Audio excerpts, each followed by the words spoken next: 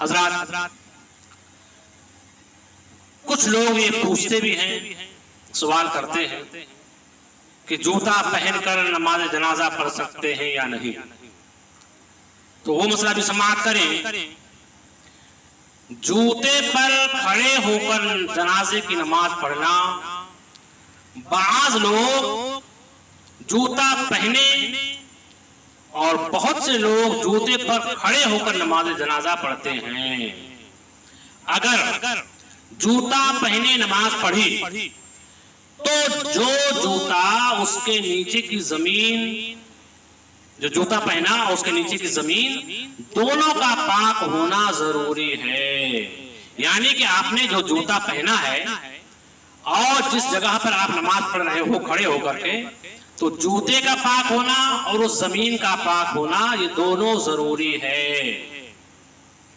और अगर जूते पर खड़े होकर पढ़ी तो जूते का पाक होना जरूरी है। लिहाजा उलमाए किराम फरमाते हैं कि एहतियात इसी में है कि जूते पर खड़े होकर नमाज ना पढ़ी जाए। यानी जूते चप्पल पर खड़े होकर के नमाज ना पढ़ी जाए, बेहतर यही है। लिहाजा जूते चप्पल को आप साइड में कर दीजिए और कब्रिस्तान के पास में कुछ जगह रहती है नमाज जनाजा पढ़ने के लिए।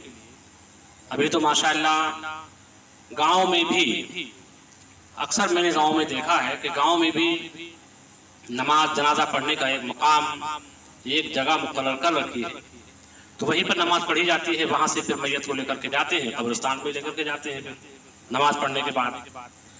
तो मेरी आपसे मोहतरमाना गुजारिश है कि जब कभी भी ऐसा मौका पड़े और ऐसा वक्त आए तो आप नमाज जनाजा पढ़िए, जूता चप्पल को साइड में कर दें।